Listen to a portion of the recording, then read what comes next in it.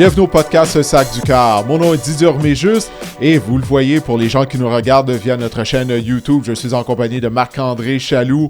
Et Marc-André, on va y aller de réaction rapide à la suite de la victoire des Alouettes dans le cadre de la demi-finale de l'Est contre les Blue Bombers de Winnipeg. On enregistre le podcast samedi soir après la victoire des Alouettes qui nous ont fait vivre plusieurs émotions au cours de ce match-là. Après la première demi, je m'étais dit, mon Dieu, ça va être une victoire facile pour les Alouettes. Après, à 8 minutes du troisième quart, je me suis dit, mon Dieu, ça va être une victoire des Blue Bombers. Ouais, même pas 8 minutes, 6 minutes. 6 minutes, ouais, c'est ça, il restait 8 minutes au cadran, comme 6-7 minutes. Mon Dieu, écoute, la gamme, on a passé par toute la gamme des émotions, là, j'ai pas été au stade, malheureusement, mais écoute... Quel match! Mais dans les partisans au stade ont passé par toute la gamme des émotions, c'est sûr, ça a été tout un match de football. Ah oui, non, vraiment, écoute, ça a été un match mémorable. C'est dommage là, qu'il y a la grève des gens de l'entretien à la STM, parce que là, les gens ne pouvaient pas se rendre au stade en transport en commun, puis du moins, c'était plus difficile pour le faire, puis là, c'est la raison pour laquelle il y avait une foule, d'un peu plus seulement de 19 000 personnes, sinon ça aurait certainement été un match présenté à guichet fermé, mais peu importe, Marc-André, pour une 4e saison consécutive, les Alouettes vont participer à la finale de l'Est.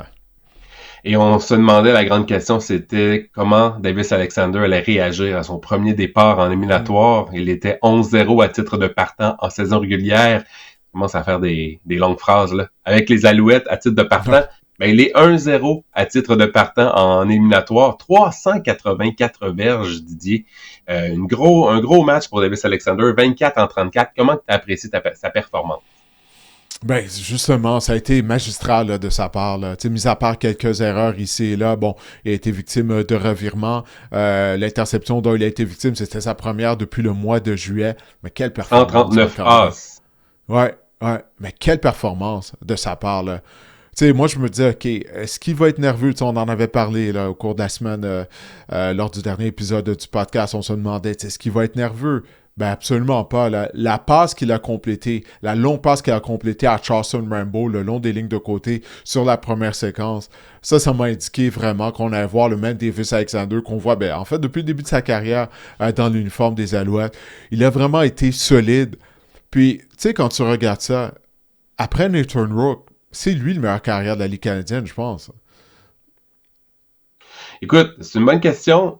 Force est de constater qu'il a propulsé les Alouettes à une récolte de 556 verges d'attaque. C'est tout simplement exceptionnel. Ici, on regarde ses receveurs de passe.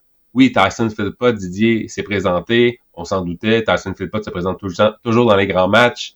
Austin Mack, mais il était dû pour un bon match. Hein? Il avait été plus silencieux lors des dernières semaines. Austin Mack, mais moi, je veux t'amener sur Charleston Rambo. Vraiment, 95 verges. C'est son sommet en un match cette saison. Vraiment, on a revu le Charleston Rambo de la saison dernière à un bon moment parce que on va se le dire, il connaissait une saison vraiment en deçà des attentes, une saison bien ordinaire jusque-là. Ouais, comme je disais, il a sonné la charge. Finalement, le groupe de receveurs, souviens-toi, lorsqu'on discutait, on enregistrait des épisodes du podcast durant le camp d'entraînement, on disait que ce groupe de receveurs-là avait le potentiel d'être le meilleur de la Ligue canadienne. On avait dit ça même avant le début de la saison 2024. Mais le problème, c'est qu'ils sont jamais en santé. Tout le monde ensemble n'est jamais en santé. Mais là, on voit ce dont l'attaque des Alouettes est capable. Un peu comme lors des 3 premiers matchs de la saison. Tu sais, souviens-toi, on avait un début de saison canon jusqu'à la blessure de Davis Alexander. Mais là, tu sais, comme tu viens de le dire, Charleston Rambo a connu de loin son meilleur match de la saison. Mais tout le monde a contribué. C'est ça qui est incroyable. Puis il y a même Reda Kramdi, le secondeur de ligne des Blue Bombers de Winnipeg, ancien des Carabins de l'Université de Montréal, vendredi, lors du point de presse, je lui avais posé une question concernant Davis Alexander. Je rapidement, lui, il avait tourné ma question sa réponse vers le groupe de receveurs. Parce que lui, il reconnaissait à quel point le groupe de receveurs des Alouettes est complet, est explosif. Puis c'est vraiment ça qu'on a vu. Quel catch de Tyson Philpott pour son toucher. Bel ajustement au ballon. T'as cherché le ballon à son plus haut point. Puis on a trouvé un filon là, durant la rencontre du côté des Alouettes. Pierre en a parlé. Ouais, vas-y. C'est ça, là, on a abusé de lui là, au cours du match. Exact. Le demi-défensif des Blue Bombers, là, Jamal Parker, oui, c'est ça. On l'avait ciblé, comme disait Pierre Vercheval là, durant le match. On dirait qu'il y avait une grosse cible dans le dos.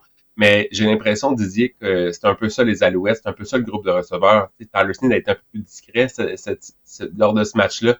Et j'ai l'impression que la semaine prochaine, ben ce sera peut-être le tour de Snead, ça va être Rambo qui va peut-être prendre moins la charge. Je veux dire, on a ce luxe-là à Montréal d'avoir un groupe de receveurs impressionnant, un groupe de receveurs talentueux, un groupe de receveurs même qui est quand même assez hétérogène. Là. On peut faire plein de choses. Il y a des joueurs dans les zones profondes, Austin Mack, Rambo, Phil Pott, ça peut être dans les zones courtes également, Speaker, Snead, Phil Pott encore. Bref, j'ai l'impression que le groupe de receveurs, là, ça peut être une toute autre recette contre les Tiger Cats la semaine dernière, puis ça va être tout aussi excitant. Oui, parce que, tu sais, tout au long de la semaine, on se dit, OK, les Blue Bombers n'ont jamais affronté Davis Alexander, ce qui est vrai. Mais ils avaient également jamais affronté cette version des Alouettes. Parce qu'avec Alexander au sein de la formation, l'équipe, elle est complètement différente. T'sais, on l'a vu, ça sautait aux yeux lorsqu'il est revenu au jeu contre les Stampeders de Calgary. L'énergie qu'il amenait, même en défensive, on dirait que les joueurs couraient plus rapidement, qu'ils étaient plus vite. Donc, cette équipe-là des Alouettes, qu'on a vu contre... depuis le retour au jeu de Davis Alexander, les Blue Bombers ne l'avaient jamais affronté. Puis c'est également la même chose pour les Tiger Cats. C'est pas juste qu'ils ont jamais affronté Davis Alexander, ils ont jamais affronté cette version-là des Alouettes. Puis on voit à quel point cette équipe-là est explosive lorsque tout le monde est en santé. Si on parle maintenant du porteur de ballon, Stevie Scott, qui a connu, mon Dieu, un fort match. On s'est texté pendant la rencontre, là, je te disais que c'est Marshawn Scott, on dirait. Il avait l'air de Marshawn Lynch sur le terrain. Je lui ai demandé, as-tu demandé? Je t'avais dit de demander s'il avait mangé des Skittles avant la rencontre. Ah, j'ai oublié. Parce que j'ai interviewé après le match et j'ai oublié. Stevie Scott, franchement, là, a connu un fort match, un bulldozer, là, vraiment. Pour un gars qui s'était pas entraîné, on se souvient, là, en début de semaine, on se demandait, il n'était pas de l'entraînement, le retour de Sean Tomarlington, mais mon Dieu, il avait l'air en tout cas en parfaite santé. Ça a été un fort match pour lui et surtout, Didier, 18 courses. On n'a pas abandonné le jeu au sol. Jason Maas, 18 courses de la part des Alouettes. J'ai goût de te dire que c'est du jamais vu sur Jason Maas. J'ai pas les statistiques devant moi, mais ça a été toute une performance là, de Stevie Scott et de l'attaque au sol. Ouais, le premier jeu du match, ça a été une course de Scott. Puis, on est revenu à la charge avec le jeu au sol. Faut que je donne crédit à Jason Maas. On l'a critiqué à plusieurs reprises au cours de la saison, durant le podcast. On comprenait pas pourquoi on courait pas avec le ballon lors de certaines rencontres. Surtout lorsque Davis Alexander était blessé puis que McLeod Bethel-Thompson était le carrière en partant. Mais là, quel plan de match en attaque. Jason Maas, il a répondu à l'appel. Souviens-toi, lors du dernier épisode, lorsqu'on était en compagnie de David Arsenault, moi, j'avais dit que c'était la personne clé du côté des Alouettes que j'allais observer le plus, ça va être Jason Maas avec sa sélection de jeu. Est-ce qu'il allait avoir un certain équilibre dans sa sélection de jeu? Est-ce qu'on allait oublier le jeu au sol? Mais non, on n'a pas oublié le jeu au sol. Puis tu vois, Scott, comment il est robuste. C'est difficile pour les joueurs des Bombers de le plaquer. Même son toucher, là, qui est devenu un jeu de mêlée de rugby, alors que toute la ligne à attaque a contribué afin de l'amener jusque dans la zone des buts, ben c'est ça. Stevie Scott amène un élément de robustesse dont on a grandement besoin du côté de l'attaque des Alouettes. Puis je suis content de voir qu'il semble que finalement que Jason Maas réalise ça. Puis ça rend l'attaque tout simplement meilleure. Parlons de l'autre porteur de ballon de l'autre côté, celui des Blue Bombers, de qui on... La partie du plan de match, la défense des Alouettes, il fallait absolument arrêter Brady Oliveira, qui avait connu vraiment de bonnes performances contre les Alouettes en début de saison. En fait, c'est le joueur par excellence de la Ligue canadienne en titre l'année dernière, je pense. Oui, en attaque, du moins. Oui. Exactement. Oui. Écoute, Didier, on a limité Brady Oliveira à 38 verges en seulement 8 courses, puis il y a une course de 16 verges là-dedans. Donc, si on veut, c'est sûr qu'il l'a réalisé, la course de 16 verges, mais si on se dit 7 pour 22, ça baisse encore sa moyenne à près de 3, là, si on enlève ce cours de 16 verges-là. Sinon, c'est quoi? C'est une moyenne de 4,8. C'est quand même... On a fait du bon boulot là, de la part de la défense des Alouettes. Ouais, c'est un point d'interrogation parce que, Oliveira avait gagné 173 verges au sol contre les Alouettes lors de la 12e semaine d'activité. Puis on se disait, on va répéter ça. Surtout qu'on est décimé par les blessures. On était, à tout le moins, du côté des Blue Bombers, à la position de receveur de passe. Nick Dembski, il a participé à l'échauffement avant la rencontre. Il a essayé de jouer, mais il est ennuyé par une blessure aux ischio-jambiers. Finalement, il n'a pas été en uniforme. Il nous manquait également Dalton Schoen. Donc, il manquait des munitions aux Bombers. Alors, on se dit, ben là, ils vont se rabattre sur le jeu au sol. Puis là, surtout en première demi, une fois que les Alouettes ont bâti leur avance, ils ont pris l'avance rapidement, là, je me disais, bon, ben, c'est tant mieux. On va délaisser le jeu au sol du côté des Blue Bombers de Winnipeg. Le problème, c'est que les Bombers, ben, ils ont effectué toute une remontée, là. On a vu, tu sais, Dylan Wynn connaître un fort match. L'intérieur, la ligne Darnell Sankey, Jeff Canté-Arcou, la ligne défensive vraiment des Alouettes a été spectaculaire. Isaac Adeyemi Berglund, Didier, j'aimerais que tu m'en parles. Il a forcé 2 échappées, en a récupéré un sac du corps vraiment. Là. C'est pas pour rien là, qu'il est nommé ou qu'il est nominé plutôt au titre de joueur défensif par excellence. Il a connu un fort match. Là, c'est l'une des pièces maîtresses en défense des Alouettes et un des artisans principaux de cette victoire-là. Là. Ouais, ça a été une continuité de ce qu'on a vu de la part d'Adeyemi Berglund tout au long de la saison régulière. T'sais, il a été le meneur des Alouettes au chapitre des sacs du quart. Il a joué tout un match. Là. Il a vraiment joué tout un match. Lolo Guac aussi qui a bien joué du côté de la ligne défensive des Alouettes. Donc, on a gagné la guerre des tranchées. Ça, c'est un autre point. On s'en était parlé l'autre jour, Marc-André. Puis bon, c'est sûr, dans tout match de football, il faut que tu gagnes la guerre des tranchées si tu veux l'emporter. Mais il y a eu plusieurs matchs au cours de la saison régulière où ça n'a pas été le cas, justement, du côté des Alouettes. On n'a pas été en mesure de gagner la guerre des tranchées. Mais la ligne défensive, avec Adeyemi Berglund qui a sonné la charge, je pense que vraiment, ben, ils ont rempli leur mandat. Puis la ligne à attaque aussi, il faut en parler. La ligne à attaque, il y a eu des matchs en saison régulière où il y a eu des ratés en termes de protection. Mais avec Davis Alexander au poste de quart qui se débarrasse rapidement du ballon, qui est mobile, ben ça aide justement cette ligne à l'attaque-là, qui a bien joué en termes de protection, puis également au sol avec la performance de Stevie Scott. Si la ligne à attaque bloque pas bien, Scott ne connaît pas la rencontre qu'il a connue. Alors vraiment, toute une performance des Alouettes. Corey Robertson là, qui a pris également une plus grande charge de travail à la suite du départ de Sean Oakman, on va en reparler un peu plus tard, mais vraiment un autre bon match là, d'un gars qu'on n'a pas trop vu cette saison. Vraiment, tout le monde a mis la main à la pâte là, du côté des Alouettes en défense, puis ça a eu le résultat qu'on escomptait ou ce qu'on voulait du côté des Alouettes. On a limité Brady Oliveira, Zach Collaros n'a pas connu vraiment un fort match, quelques longues passes sans plus, mais vraiment, là, ça a été toute une performance de la défense. Ouais, Robertson, je ne sais pas si tu te souviens, vers le milieu de la saison, à un certain moment donné, il y a eu un match où on avait cloué au banc Oakman et Robertson avait joué. Puis qu'est-ce que Danny Machochad avait dit, c'est que du côté du groupe d'entraîneurs des Alouettes, on trouvait que Robertson était meilleur contre la course que Sean Oakman. Alors Robertson, c'est un joueur qui est talentueux, puis comme tu l'as dit, il a vraiment bien joué aujourd'hui contre les Bombers. Alors, tu sais, on n'a pas vraiment perdu au change avec l'absence d'Oakman afin de ralentir Brady Oliveira. Didier, tout ça c'est bien beau, là, mais les Alouettes nous ont offert toute une frousse. En fait, aux partisans. on demeure objectif, là. Ils ont offert toute une frousse aux partisans. On menait 25-6 à la demi, 25-3 même à un moment au deuxième quart. Début de deuxième demi, rien ne va plus pour les Alouettes. Les Bombers reviennent dans le match. On a une séquence, là. Tout d'abord, j'aimerais t'entendre sur la pénalité là, qu'on a appelée à la ligne pour obstruction là, sur le receveur. Moi, j'ai trouvé personnellement, là, dans mon salon, en tout cas, que la passe, là, qu'on a appelé une punition, je pense que c'était Lorenzo Burns, si ma mémoire est bonne.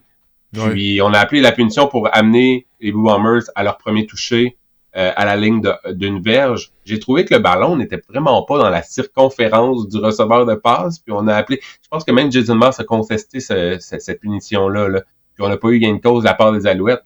J'ai trouvé, moi, personnellement, que c'était comme le ballon n'était pas dans le rayon du receveur. Mais bref, c'est sûr que, tu sais, on dirait que le receveur s'est ajusté au ballon en rentrant dans... il y avait 2 joueurs là-dessus, là, rentrant dans les 2 joueurs des Alouettes, ou dans le joueur des Alouettes. Ça a ouvert la porte, là, cette punition-là, au départ, là, à une remontée des Blue Bombers. Ouais, puis c'est quelle remontée, là, de la part des Bombers. Je veux dire, honnêtement, moi, en étant sur les lignes de côté, lorsqu'il y a des jeux comme ça qui se font, ben, c'est ça. Ouais. Donc, j'étais pas bien placé pour voir ça. Bon, dans mes oreilles, j'entendais la description de David et Pierre, mais c'est ça. Donc, je peux pas vraiment émettre mon opinion là-dessus, parce que moi, j'étais vraiment mal placé pour voir, là, en étant au niveau du terrain. Mais la remontée des Bombers, faut donner crédit aux Blue Bombers. Les joueurs des Alouettes, après la rencontre, justement, ils ont donné crédit à la formation de Winnipeg pour la façon dont elle est revenue dans le match. Marc-André, c'était 25-6 pour les Alouettes à la mi-temps. Non, c'est de, bon, ben, ça y est, les Alouettes ont leur billet pour Hamilton et la finale de l'Est. Mais les Bombers, tu sais, cette équipe-là, elle a l'ADN d'une équipe championne. Elle a participé aux 5 derniers matchs de la Coupe Grey. Puis on a vu pourquoi. Tu sais, on a mis sur pied une séquence, on a rejoint la zone début, on avait la première possession de la deuxième demi, on a marqué un touché. Puis là, après ça, on provoque un revirement, une interception aux dépens de Davis Alexander. D'entendre de dire pif paf pouf en moins de 6 minutes de jeu, Marc-André. Ouais, c'était fou. Les Bombers ont pris l'avance.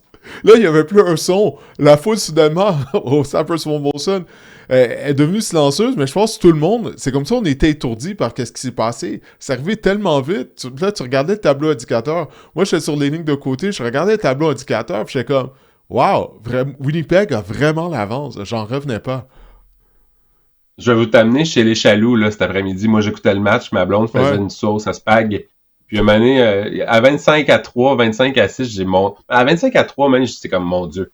Honnêtement, les Alouettes vont leur passer sur le corps. Si ça continue comme ça va finir 42-10, ça sera même pas serré. Puis, finalement, il est revenu, il s'était rendu 27-25, je pense, pour les Blue Bombers. Puis, il était comme, mon Dieu, elle est arrivée dans le salon, là, goûte à ma sauce à spag, et boboy, ça a changé, le score. C'est comme, ouais, ça a vraiment été de tout pour tout. Ça a été en un claquement de doigts. Mais ce que j'ai aimé aussi, c'est la force de caractère là, de cette équipe-là des Alouettes. On est revenu de l'arrière, on n'a pas lâché, on a gardé notre concentration, notre plan de match. Davis Alexander a pas eu l'air d'une recrue là-dessus aussi. Je m'en ai dit, il y a le calme d'un vétéran. Il est pas calme, Davis Alexander. C'est un gars qui est excité sur le terrain, c'est bien lui.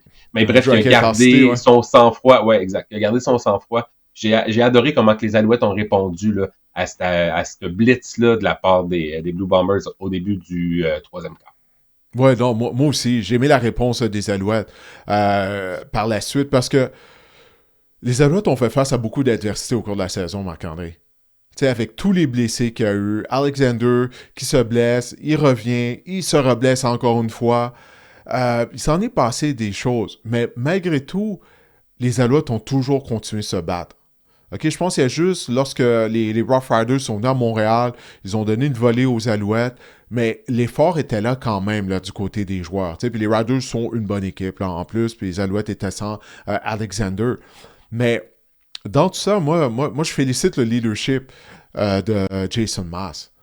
Parce que même si quand ça allait mal, même durant cette séquence de 5 défaites-là, Jason Maas, son message ne changeait pas. Il dit, regarde, c'est un match à la fois, il faut jouer avec effort, puis les joueurs le faisaient. Alors, il faut lui donner crédit pour ça, il faut donner crédit à ce groupe de joueurs-là. Puis je pense que tout ça, là, l'adversité auxquels ils ont dû faire face durant la saison régulière, ben ça les a aidés aujourd'hui, Marc-André, je pense, sincèrement. Puis ils n'ont pas paniqué. Puis aussi, souviens-toi, le match de l'année dernière de la finale de l'Est à domicile contre Toronto, on a été victime de 5 revirements. Puis là, je me disais, ça y est, c'est reparti. on recommence à donner le ballon à l'adversaire. Mais ça aussi, ça a été une leçon apprise du côté des joueurs des Alouettes. Eux, ils ont jamais paniqué. Ils sont restés de sang-froid, malgré, comme tu l'as dit, là, ce tourbillon, cet ouragan de la part des Bombers au début de la deuxième demi.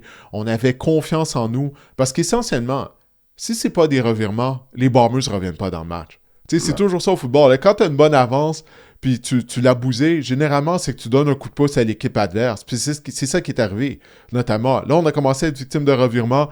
Crédit aux Bombers. Ils ont joué du football complémentaire. Après l'interception de Davis Alexander, tout de suite, ils ont attaqué les zones profondes, complété une longue passe pour un toucher. C'était la chose à faire. Mais les Alouettes, eux, ils sont restés comme ça. Ils sont restés neutres. Puis ils savaient que s'ils arrêtaient de faire cadeau du ballon aux Bombers, ben ils allaient recommencer à marquer des points. Parce que le groupe de receveurs là, dont on vient de parler des Alouettes, c'est tout simplement trop pour la tertiaire des Bombers. Effectivement. Puis ça crée aussi un genre de précédent ou une expérience, disons, qu'on a emmagasiné dans nos bagages pour la suite des choses aussi cette année. Et ça se peut qu'il y ait un tourbillon peut-être pas d'une aussi grande importance ou d'envergure, mais ça se peut qu'il y ait un tourbillon contre les Tiger Cats la semaine prochaine. Ça se peut qu'il y ait un tourbillon si on se rend plus loin en finale à la Coupe Grey contre whatever. Tu sais, ça se peut qu'il y ait un tourbillon, qu'il y ait d'autres moments dans un match où ce qu'on soit dans le pétrin ou que l'équipe revient de l'arrière, puis savoir qu'on peut garder notre sang-froid, on peut démontrer ce genre de résilience-là du caractère. Je pense que ça peut faire un bout de chemin là, en série, en éliminatoire là, pour une formation, peu importe laquelle. Là, on parle ici des Alouettes. Mais pour n'importe quelle des formations, je pense que ça peut faire vraiment grandir une formation dans un court laps de temps. Là. Ouais, non, t'as vraiment raison. T'as vraiment raison parce que si justement ils vont contre les Tiger Cats, et les Tiger Cats prennent l'avance rapidement ou il arrive quelque chose durant le match, les joueurs vont se regarder et vont dire « Hey, on a déjà passé au travers de ça, on a déjà passé au travers de quelque chose pire que ça, que ce soit au cours de la saison régulière ou comme on vient de le voir aujourd'hui contre les Blue Bombers de Winnipeg. » Non, t'as vraiment raison. Tu sais, les Alouettes, ce groupe de joueurs-là, c'est principalement le même noyau qui a gagné la Coupe Grey il y a 2 ans. Tu sais, qui a perdu le match de la finale de l'Est contre les Argonauts l'année dernière. On en a vécu des choses ensemble. Tu sais, au cours de ces 2 saisons-là. En fait, 3 saisons, si on inclut la saison 2025. Alors, c'est ça, on va pas paniquer du côté des Alouettes. On en a vu d'autres. Alors, on sera vraiment pas intimidé, bien sûr, d'aller au stade Hamilton le week-end prochain. On a glissé un mot tout à l'heure. Sean Oakman a été libéré par les Alouettes ce matin. Ouais. C'est à la veille du match, vendredi soir. À la veille du match, c'était hier soir. Puis son impact, on se demandait quel impact ça allait avoir sur la défense de l'Alouette. Clairement, son impact était minime puisque ça n'a pas vraiment eu d'impact. Les Alouettes ont joué un gros match en défense. Mais qu'est-ce que tu peux nous dire là, sur Sean Oakman à l'heure où on se parle? Ouais, ben c'est plutôt sur les Alouettes parce que moi, je craignais, je me disais, OK, est-ce que ça veut dire là Oliveira va connaître un gros match? Parce qu'il ne faut pas oublier que les Alouettes étaient privés des services de Mustafa Johnson, qui a subi une blessure à une épaule la semaine dernière à Winnipeg. Mais on a de la profondeur au sein de la ligne défensive des Alouettes. Tu sais, on vient de parler de Robertson. Lord Uguak, comme je le disais, tu sais, il est polyvalent, Uguak. Oui, il peut jouer à la position d'ailier défensif, mais il peut jouer à l'intérieur également de la ligne défensive. T'sais? Donc, comme je le disais tout à l'heure, on n'a pas vraiment perdu au change à ce niveau-là avec l'absence de Sean Oakman. Pour ce qui est, bon, je ne sais même pas si on peut appeler ça des accusations contre lui, parce que là, de ce que je comprends, il n'y a pas d'accusations criminelles qui ont été faites. C'est vraiment bizarre, là, toute cette histoire-là. Ça, je ne veux pas trop entrer là-dedans, parce que, mis à part le communiqué, qui a été le communiqué de presse de la Ligue canadienne et celui des Alouettes, il n'y a pas beaucoup de gens qui veulent parler là, pour dire qu'est-ce qui est arrivé. Mais en tout cas, ça doit être grave parce que les Alouettes l'ont immédiatement libéré à la veille de la demi-finale de l'Est. Mais bref, tout ça pour dire, on a de la profondeur. Moi, je craignais, Marc-André, quand la nouvelle est sortie vendredi soir, je me disais, est-ce que ça va déconcentrer l'équipe? Parce que ça, c'est une distraction. À la veille du match le plus important de la saison, encore une fois, comme on vient de discuter, les Alouettes sont de glace. OK, on a le sang-froid, on ne se laisse pas déranger, on est en mission, on a les yeux sur la cible. Tu sais, j'ai parlé d'adversité tout à l'heure, ben ça aussi, c'était de l'adversité. Puis on a passé au travers de ça comme si de rien n'était. Les Alouettes ont mis fin à la dynastie des Blue Bombers de Winnipeg aussi. 5 présences à la Coupe Grey. Vive le roi Alexander le Grand. Est-ce que ça fonctionne? Bref, non, tout ça pour dire qu'on affrontera maintenant, on devra se rendre à Hamilton pour affronter les Tiger Cats en finale de l'Est la semaine dernière. Didier, comment transformer ce match-là? Ouais. J'ai dit quoi? J'ai dit la semaine dernière? La semaine dernière, oui, pardon, la semaine prochaine. Tu en as parlé tout à l'heure, Didier. Les Tiger Cats et les Blue Bombers ont une chose en commun. Ils ont gagné leurs 2 matchs contre les Alouettes cette année. Par contre, c'était dans les 2 cas sans Davis Alexander. Donc, les Tiger Cats ne savent pas que Davis Alexander existe. On va dire ça comme ça. Non, on ne savent pas, n'ont jamais affronté Davis Alexander. Ils peuvent avoir une surprise. Je pense que, est-ce que tu en vois là un avantage là, aux Alouettes? Ah, définitivement. Parce que cette équipe-là est transformée avec Alexander au sein de la formation. C'est aussi simple que ça. Puis même, les Alouettes auraient pu gagner le premier match de la saison contre les Tiger Cats. Souviens-toi, c'était à Hamilton. C'était le premier départ de McLeod Bethel Thompson. Oui. C'était son premier départ. Ouais, il avait été... Ta mère s'en souvient, ouais, la fan numéro 1 de Bethel Thompson. Il avait été victime de 2 revirements qui avaient mené à des touchés, un pick Ma six, mère s'en une souvient. interception retournée dans la zone début pour en toucher. Ta mère s'en souvient. Elle se souvient également de son échappée dans la zone début, Oui. recouvrée par les Tiger Cats pour un touché. Ça avait mal été pour lui, mais on l'avait pas aidé par contre. On l'avait pas aidé. Si je me souviens bien, les Alouettes avaient sélectionné seulement 6 courses avec leur porteur de ballon. Tu sais, on l'a pas aidé, là. Sur la route, en territoire hostile, avec ton carrière numéro 2, donne-lui un coup de main. Cours avec le ballon. On l'a pas fait. Comme j'ai dit tout à l'heure, j'espère que Jason Maas a appris sa leçon. Puis lorsque les Tiger Cats ont joué au Cypress Soul Molson, ben c'était face à James Morgan. Puis encore une fois, le match a été serré là, pendant un bon bout de temps, malgré le fait que les Alouettes n'étaient pas capables de bouger le ballon. Alors, oui, les Tiger Cats doivent faire attention. Parce que cette version des Alouettes-là, ils ne l'ont pas affronté durant la saison régulière. Puis je crois pas tant qu'ils ne seront pas sur le terrain, qu'ils seront pas sur le même terrain que cette version-là des Alouettes, je crois pas qu'ils peuvent réaliser pleinement là, ce dont les Alouettes sont capables. Même si, oui, il y a des bandes vidéo. Mais, tu sais, Mike O'Shea, c'est ce qu'il nous a dit à la veille de la rencontre de la demi-finale de l'Est. Tu sais, on lui disait, vous avez jamais affronté Davis Alexander. Il disait, non, c'est vrai, mais tu sais, il y a des bandes vidéo, on l'a étudié sur les vidéos. Mais c'est pas pareil, puis c'est l'équipe au complet qui est différente lorsqu'Alexander est dans la formation. Puis écoute, pour la défense, là, on s'entend, c'est une autre paire de manches d'affronter Bo Levi Mitchell que Zach Collaros. Je m'excuse sans rien enlever à Zach Collaros, mais j'ai hâte de voir comment que la défense va réagir contre Bo Levi Mitchell, le meneur pour les verges par la passe dans la Ligue canadienne en saison régulière cette année, meneur pour les passes de toucher aussi. J'ai hâte de voir. Là, mais par contre, c'est un passeur de pochette, un peu comme Collaros. Collaros court pas tant non plus. Il a déjà couru plus. Quand il était jeune, il était mobile. Oui, exact. Là, mais j'ai hâte de voir comment on va négocier le front défensif là, avec Bo Levi Mitchell. Ça va être un affrontement à surveiller, assurément. Ouais, ben écoute, on va vraiment mettre la table pour cette rencontre lors de notre épisode de mercredi. Mais il me semble, de ce que je me souviens, Mitchell a peu des gros statistiques là, contre les Alouettes lors des deux matchs. Tu sais, défensivement, on a été en mesure de limiter les dégâts contre l'attaque de Hamilton. Alors, non, moi, je suis pas inquiet. Tu sais, moi, je crois vraiment que les Alouettes vont aller à Hamilton, puis ils vont être très confiants qu'ils peuvent gagner cette rencontre-là. Parce qu'en plus, Marc-André, les Tiger Cats, écoute, ils vont avoir joué seulement quoi? C'est 2 rencontres en un mois ou une rencontre en un mois? Parce qu'ils viennent d'avoir congé, ils n'ont pas joué cette semaine. Et ils avaient également congé lors de l'avant-dernière semaine du calendrier.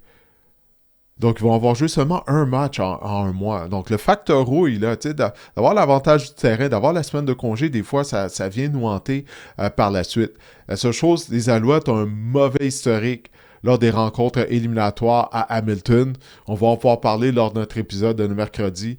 Donc, ils vont devoir surmonter ça, mais... En tout cas, on va voir ce qui va arriver le week-end prochain, mais j'aime les chances des Alouettes à Hamilton, définitivement. Bo Levi Mitchell avait affronté les Alouettes le 9 juin, 19 en 28, 181 verges seulement par la passe, une interception. Et ensuite, le 27 juin, ouais, ça fait du sens, 25 en 31, 247 verges, 2 passes de toucher. Donc, c'est pas des statistiques à tout casser. Mais écoute, on aura l'occasion d'en reparler là, au podcast de mercredi, au podcast régulier. Oui, absolument. Bon, ben écoute, je te remercie Marc-André. On vient de passer une partie de notre samedi soir ensemble, mais je suis content là, que ça soit à la suite d'une victoire des Alouettes, là, qu'on n'est pas en train de dresser un post-mortem de la saison. Alors, écoute, l'histoire de cette édition 2025 des Alouettes va se poursuivre pendant au moins une semaine. Alors, j'ai bien hâte de voir ça. Je vais couvrir tous les entraînements des Alouettes au cours de la semaine, puis aller à Hamilton pour assister à la rencontre avec la foule endiablée là-bas. Donc, j'ai vraiment hâte. All right. Bon, ben parfait, on a fait le tour. Donc, pour les gens qui nous ont regardés ou qui ont téléchargé l'épisode, on espère qu'il vous a plu et on vous reparle mercredi. Allez, portez-vous bien.